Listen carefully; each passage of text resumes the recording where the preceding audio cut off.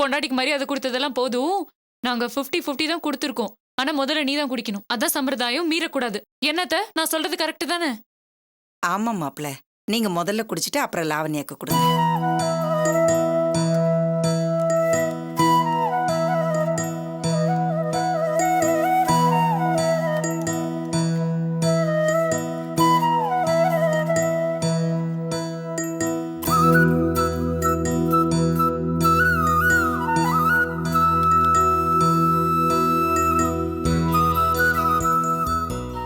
நிதேஷ், பாலும் பழமும் குடிக்கிறதுல மட்டும்தான் நீ ஃபர்ஸ்ட். மத்த எல்லாத்துலயும் எங்க அண்ணி தான் ஃபர்ஸ்ட். அவங்க உன் மேல எவ்வளவு நம்பிக்கை வச்சிருக்காங்கன்னு உனக்கே தெரியும். நீ தான் அவங்கள நல்லபடியா பாத்துக்கணும். நல்லபடியா பாத்துப்பல. பாத்து மச்சாரு. இப்ப சும்மா ஒரு பேச்சுக்கு சொல்லிட்டு பின்னாடி ஏதாவது பிரச்சனை பண்ண இந்த சாரு சும்மா இருக்க மாட்டா. எல்லாருக்கும் ரொம்ப ஈஸியா கல்யாணம் ஆயிடும். மனசுக்கு பிடிச்ச மாதிரி ஒரு வைஃப் கூட கிடைக்கலாம். ஆனா உன்னை அசைக்க முடியாத அளவுக்கு லவ் பண்ற வைஃப் கிடைக்கிறது ரொம்பவே கஷ்டம் நிதேஷ். லாவண்யா உனக்கு கிடைச்சத நான் அதிர்ஷ்டம்னு தான் சொல்லுவேன். அவங்க உன்னை அந்த அளவுக்கு லவ் பண்றாங்கடா. நீயும் அவங்கள அதே அளவுக்கு, ஏன் அதை விட அதிகமா லவ் பண்ணணும். எப்பவும் பிரியமா பாத்துக்கணும்.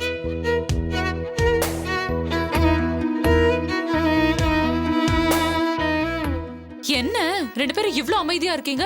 புதுசா கல்யாணம் ஆனவங்க ஹாப்பியா ஏதாவது பேசு. ஓ, நாங்களா இருக்கோம்னு வெக்கமா? சும்மா இருச்சாரு, எனக்கு என்ன பேசுறதுன்னு தெரியல. ஹே, சும்மா கதை விடாதடா. நீ ரேடியோ ஜாக்கி மாதிரி லொட லொடன்னு பேசுவேன்னு எல்லாருக்குமே தெரியும்.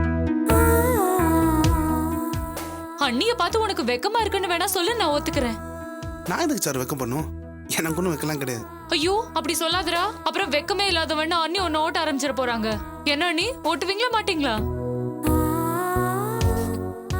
கொஞ்சம் சும்மா இருக்கியா? நீயே போட்டு கொடுத்துரு போல இருக்கு. உன் அண்ணி ஓட்டுறது அண்ணா காரா பஸ்ஸா? ஹே, ரொம்ப கோவப்படாதடா. Thanks sir. எதுக்கு தேங்க்ஸ்? இந்த வாழ்க்கையே உங்களால தானே எனக்கு கிடைச்சது.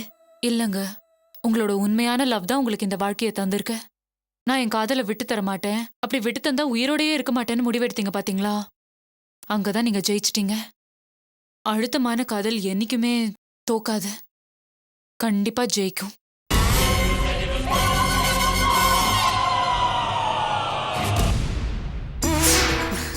இந்தாங்க, ரெண்டு பேரும் ரூம்ல போய் ரிலாக்ஸ்டா சாப்பிட்டுட்டே பேசிட்டு இருங்க.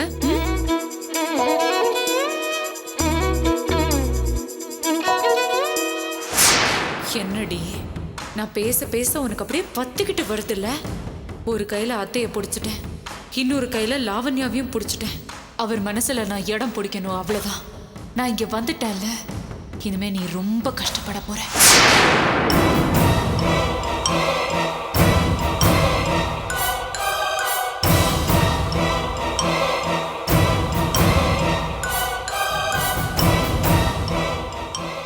ஏன் அப்படி பாக்குறீங்க? இல்லங்க, நாங்க எல்லாரும் இப்படி திடுதிப்புன்னு உங்க வீட்டுக்கு வந்துட்டோம். உங்களுக்கு ஒன்றும் சிரமம் இல்லையே? என்ன சார் இப்படி சொல்லிட்ட? உன்னால துளசிக்கு என்ன சிரமம் சொல்லு? இல்லப்பா, நானே இதை பத்தி துளசி கிட்ட கேட்கலான்னு இருந்தேன். என்ன இருந்தாலும் மனசுக்குள்ள ஒரு சலிப்பும் சங்கடமும் இருக்கலாம் இல்லையா? நம்ம நீங்களே இப்படி பேசுறீங்க? நம்ம எல்லாரும் சேர்ந்து ஒன்னா இருக்கணும்னு சொல்லி துளசி எவ்வளவு நாள் ஆசைப்பட்டு இருந்தா தெரியுமா? நீங்க வந்ததுல அவளுக்கு சந்தோஷம், லாவண்யா நிதிஷ் சாரெல்லாம் வந்ததுல அவளுக்கு டபுள் சந்தோஷம். என்ன சொல்ற துளசி? இத பாரு, லாவண்யாக்கு கல்யாணம் ஆயிடுச்சுன்னு முதல்ல உன் அண்ணனுக்கு போன் பண்ணி சொல்லிடுப்பா. இல்லன்னா அந்த வீட்டுல இருக்க பத்திரகாளி என்கிட்டயே முதல்ல சொல்லலன்னு எகிரி குதிச்சு ஊரை கூட்டிடுவா. சரி, இருந்தாங்க அது பிடிங்க.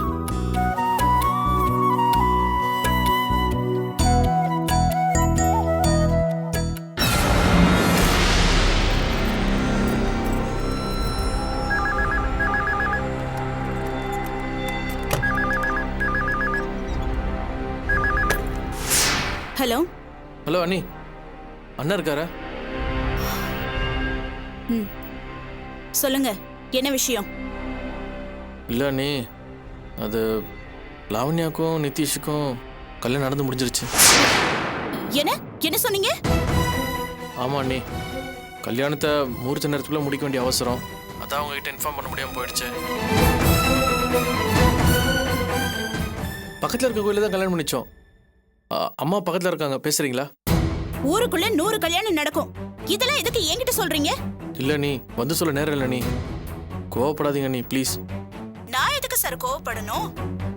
ரூபா செலவுல நீங்க ஃபோன் பண்ணி தகவல் சொல்லுவீங்கன்னு தான் என் புருஷன் வருஷ கணக்குல காசு சேர்த்து வச்சு கல்யாணத்துக்கு கொடுத்தாரா? அந்த அளவுக்கு நாங்க தகுதி குறைஞ்சு போயிட்டோம் இல்ல? ஐயோ அண்ணி, ஏன் இப்படி நினைக்கிறீங்க? வேற எப்படி நினைக்கிறது? இந்த வீட்டுக்கு மூத்தவர் என் புருஷன் தான். செய்யலாமா வேணாமான்னு கல்யாணம் பண்றதுக்கு முன்னாடி அவர்கிட்ட ஒரு வார்த்தை கேட்டிருக்கணும். உங்களுக்கு எல்லாம் என் புருஷனை பார்த்தா இளக்காரமா போயிடுச்சு. அதான் கல்யாணத்தை உங்க இஷ்டத்துக்கு பண்ணி வச்சுட்டு போன்ல தகவல் சொல்றீங்க. ஐயோ, உங்களை கூப்பிட கூடாதுல ஒண்ணு இல்ல நீ தான் சொன்னல, நேரம் இல்லாம போயிடுச்சு. ஏன் இப்ப கையில இருக்கிற போனு அப்ப ரிப்பேர் ஆயிருந்துச்சா இல்ல யாராவது திருடிட்டு போயிட்டாங்களா? சொல்லணும்னு நினைச்சிருந்தா எப்படியாவது சொல்லிருக்கலாம் சார். இப்ப கூட எங்களை மதிச்சு அதனால நீங்க போன் பண்ணல. கல்யாணம் நின்னு போயிடுச்சுன்னு சந்தோஷப்படாதீங்க. நாங்க கல்யாணத்தை பண்ணி கிழிச்சிட்டோம் பாருங்கன்னு எங்களை குத்தி காட்டுறதுக்காக போன் பண்ணிருக்கீங்க. ஒன்னு சொல்றேன் கேட்டுக்கோங்க. உங்க தங்கச்சிக்கு கல்யாணம் நடந்தாலும் சரி நடக்காம இருந்தாலும் சரி இதுல எங்களுக்கு எந்த விதமான துக்கமோ சந்தோஷமோ கிடையாது. யார் சுதா? வேற யாரு? உங்க தம்பி தான். கேக்குறவங்க எல்லாம் சிரிக்கிற மாதிரி ஒரு சந்தோஷமான விஷயத்த சொல்லிருக்காரு. நின்னு போன உங்க தங்கச்சி கல்யாணத்தை கோயில வச்சு நடத்தி முடிச்சிட்டாங்களாம். என்ன சுதா சொல்ற? நடந்ததுதான் சொல்றேன். இந்த கல்யாணத்தை யார் பண்ணி வச்சாங்க தெரியுமா? திருட்டு கல்யாணம் பண்ணி வச்சே பேர் வாங்கினாரே உங்க அருமை தம்பி, அவருதான். பைத்தியமா அவனுக்கு? அம்மாவுக்கு தெரியாம பண்ணி வச்சானா? உங்க அம்மாவுக்கு தெரியாம இந்த வீட்ல தான் எந்த காரியமும் நடக்காதே. உங்க அம்மா தான் முன்ன நின்னு இந்த கல்யாணத்தை நடத்தி வச்சிருக்காங்க. ஊருக்குள்ள பத்திரிக்கை வச்சுட்டு திருட்டு கல்யாணம் பண்ணி வச்சது உங்க அம்மா ஒரு ஆளா தான் இருக்கும். இப்ப எங்க இருக்காங்களா? வேற எங்க இருப்பாங்க? மொத்த ஃப்ராடும் சேர்ந்து கல்யாணம் பண்ணி வச்சுட்டு உங்க தம்பி வீட்ல டேரா போட்டிருப்பாங்க. இதுக்கு மேல கேட்கணும்னா நீங்களே கேட்டுக்கோங்க. ஹலோ, உங்க அண்ணனே வந்துட்டாரு. இந்த சந்தோஷமான விஷயம். உங்க இஷ்டத்துக்கு பேசாதீங்க. யார் திருட்டு கல்யாணம் பண்ணி வச்சது? ஏற்கனவே பேசி வச்சிருந்த மாப்பிளைக்கு தான் கல்யாணம் பண்ணி வச்சிருக்கோம். முதல்ல நாகரிகமா பேச கத்துக்கோங்க. ஹலோ, யாருக்கிட்ட வந்து நாகரிகமா பேச சொல்றீங்க? ஊருக்குள்ள எப்படி கௌரவமா வாழணும்னு முதல்ல நீங்க தெரிஞ்சுக்கோங்க. பண்ணிக்கிட்டது திருட்டு கல்யாணம், பண்ணி வச்சதும் திருட்டு கல்யாணம். அத சொன்னா உங்களுக்கு கோவம் பொத்துக்கிட்டு வருதோ? அண்ணி வேணா அண்ணி, இதுக்கு மேல நீங்க ஒரு வார்த்தை கூட பேசக்கூடாது. பேசுனா என்ன பண்ணுவீங்க? மரியாதை கெட்டுட்டும்னு சொல்வீங்களா? நான் அப்படிதான் பேசுவேன். உங்களால என்ன பண்ண முடியுமோ அதை பண்ணிக்கோங்க. நம்ம பொழப்பு எவ்வளவு கேவலமா போச்சு பாத்தீங்களா? தேவையில்லாம அவங்களே போன் பண்ணிட்டு உள்ளத சொன்னா மரியாதை கெட்டுட்டும்னு சொல்றாங்க. டேய், உனக்கு என்னடா வேணும்? பூவி, நீ பக்கத்துல இருந்துகிட்டு அவங்கள பேச விட்டு வேடிக்கை பாக்குறியா? முதல்ல அவங்களை டீசெண்டா பேச சொல்லு. டேய் நிறுத்துடா. நீ என்ன யோகிய மாதிரி பேசிட்டு இருக்க? கௌரவமா கல்யாணம் பண்ணி வாழ வேண்டிய பொண்ணுக்கு நீ எதுக்குடா திருட்டுத்தனமா கல்யாணம் பண்ணி வைக்கணும்? ஹே, என்ன பூவி இது? நீ அவங்களோட சேர்ந்துட்டு புரியாம பேசிக்கிட்டு இருக்க? போனை என்கிட்ட குடுறா. டேய், நாங்க ஒண்ணு திமிர எடுத்து போய் லாவண்யாக்கு கல்யாணம் பண்ணி வைக்கலடா. கல்யாணம் நின்னு போன துக்கத்துல அவ தூக்கு போட்டு சாக பார்த்தா. சாரும் தமிழும் சேர்ந்து கல்யாணத்தை பண்ணி வச்சாங்க. இதுல என்னடா தப்பு இருக்கு? அதான் கல்யாணம் பண்ணி வச்சிட்டீங்கல்ல, சந்தோஷமா இருங்க. அதை விட்டு சுதாட்ட எதுக்கு பேசி வம்பிழுக்கிறீங்க? வாய் கொழுப்பு அதிகமானா யாரையாவது கேவலமா பேசணும்ல, அதான் என்ன பதம் பார்க்கணும்னு நினைக்கிறாங்க. வேண்டாம்டா, உன் பொண்டாட்டிய கொஞ்சம் அமைதியா இருக்க சொல்லு. அவளை ஏமா சொல்றீங்க? அவள உங்களுக்கு ஃபோன் பண்ணா நீங்க தானே வீணா அவளுக்கு ஃபோன் பண்ணி வம்பிழுக்கிறீங்க. ஏண்டா புள்ளையாடா நீ? தங்கச்சி வேதனை தாங்காம சாக பார்த்தான்னு சொல்ற. உனக்கு வாயில இருந்து ஐயோன்னு ஒரு வார்த்தை வந்ததாடா? என் பொண்டாட்டி ஏன் தப்பா பேசுறீங்கன்னு மட்டும் கேட்க தெரியுது. அம்மா, என்ன வேணாலும் சொல்லுங்க. அவளை எதுக்கு சொல்றீங்க? எனக்கு தெரியும்டா, நீ உன் பொண்டாட்டி பேச்சை கேட்டுக்கிட்டு மானங்கட்டு பேசுவேன்னு எனக்கு நல்லாவே தெரியும். அதான் கல்யாணம் ஆன உடனே அங்க வராம நேரம் இங்க வந்தோம். ஆமாம்மா, நான் மான மரியாதை இல்லாதவன் தான். இந்த மானம் கெட்டவனை மகனா மதிச்சு எதுக்கு என்கிட்ட சொல்றீங்க? மரியாதையான ஆள் யாரோ அவன் கூடவே இருந்திருக்க. போன வைங்க. பாத்தியாடா, அவன் பொண்டாட்டி பேச்சை கேட்டுட்டு எப்படி ஆடுறான் பாரு. சரி விடுங்கம்மா. இப்ப நம்ம உங்களுக்கு ஃபோன் பண்ணது நம்ம தப்பு தான். ஏண்டா, கட்டின பொண்டாட்டிய கோயில் கட்டி கும்பிடுறான், பெத்தவளை தெருவுல எல்லாம் நிறுத்துறான். அவன் கூட பிறந்தவளை எப்படிடா பாத்துப்பா? ச்சே, லாவண்யோட கஷ்டத்தை யாருமே புரிஞ்சுக்காம ஆளாளுக்கு இஷ்டத்துக்கு பேசி இப்படி நோக்கடிக்கிறாங்களே. இதுக்காக தான் நம்ம அங்க போக வேண்டாம் இங்க வரலான்னு சொன்னேன். நான் சொன்னது எவ்வளவு கரெக்டா போச்சு பாத்தீங்களா? பொண்ணு மாப்பிள்ளையும் 2 நாளைக்கு இங்க இருக்கட்டும், அப்புறமா வீட்டுக்கு போலான்னு நினைச்சேன். அவன் பேசுற பேச்ச பார்த்தா எனக்கே அந்த வீட்டுல இடம் இருக்காது போல இருக்கே. மா, யார் சொன்ன உங்களுக்கு இடம் இல்லைன்னு? ஏண்டா, நான் எப்படா அங்க போறது? போன்லயே அவன் இந்த பேச்சு பேசுறான், நேர்ல பார்த்தா இளக்காரமா பேசி என்ன சாகடிச்சிருவான் போல இருக்கே. அங்கே இடம் இல்லைன்னா கல்யாணமான பொண்ணு மாப்பிள்ளைய கூட்டிக்கிட்டு நான் எங்க தான் போவேன்னு தெரியலையே. மா, அழாதீங்கம்மா. உங்களுக்கு நாங்க இருக்கோம். நானும் துளசி உன்னை பத்திரமா பாத்துக்கிறோம். ஆமா அத்தை, நீங்க அழாதீங்க. நீங்க இங்கேயே இருந்துருங்க. துளசி உங்களை நல்லபடியா பாத்துப்பாங்க.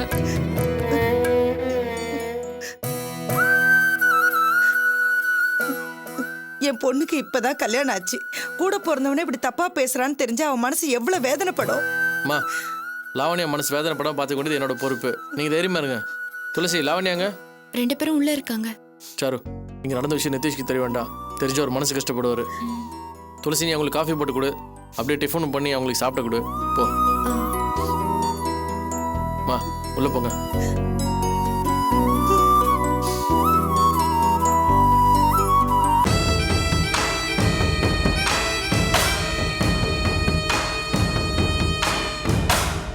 தமிழ்,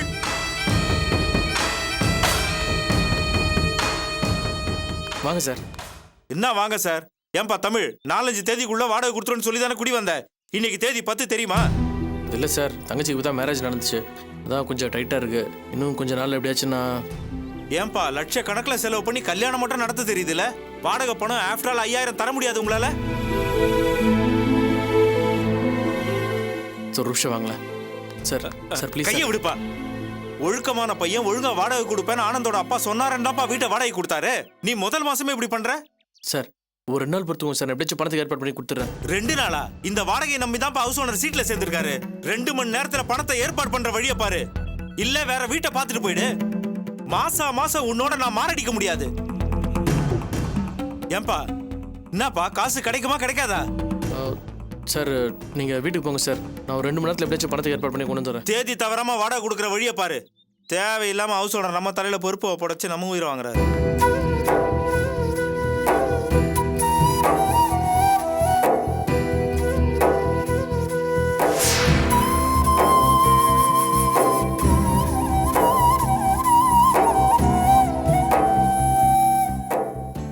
ஹவுஸ் ஓனர் எதுக்கு வந்தாரு? அது பேங்க்ல லோன் அப்ளை பண்ணியிருக்காரா, அது சம்மந்தமாக ஹெல்ப் பண்ணணும்னு கேட்டுட்டு இருந்தார். சரி, டீ குடிங்க. இல்லை நான் அப்புறம் குடிச்சுக்கிறேன்.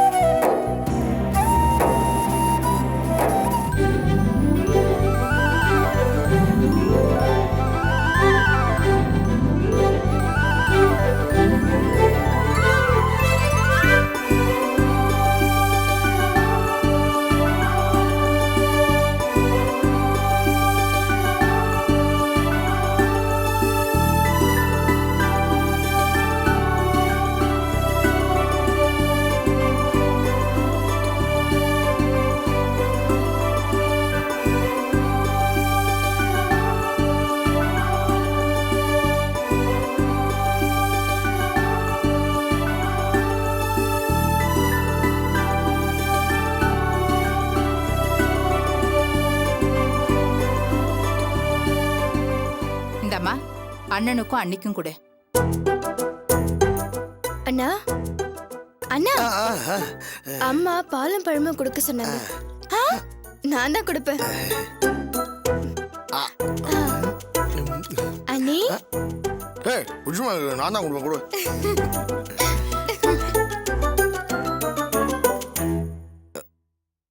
பாலும் பழம் புஜிமா நமக்கு தான். சாப்பிடு. கஷ்டகாலம் பொது சபைன்னு கூட பார்க்காம பொண்டாட்டி மேல பாசத்தை பொங்க விடுறானே. ராணெல்லாம் சொல்லக்கூடாது. சாப்பிடு புஜிமா.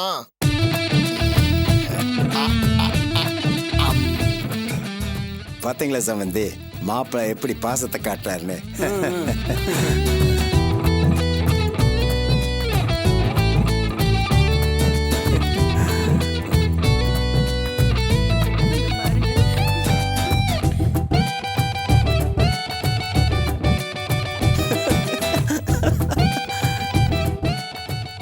மானத்தை வாங்குறான்டா. அண்ணா என்ன டம்ளர்.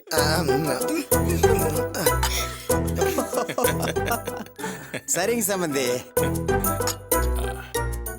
சம்பந்தி, என் குலக்குழுந்த குடும்ப விளக்க பாசமா வளர்த்த பொண்ண உங்களை நம்பி ஒப்படைச்சிருக்கேன். அருமை பெருமையா வாழ்ந்தவன், பத்திரமா பாத்துக்குங்க. சரிங்க சம்பந்தி. சரி போலாமா? அப்பா அழாதடா, அழக்கூடாது. தங்கச்சி விட்டு எப்படிப்பா போறது?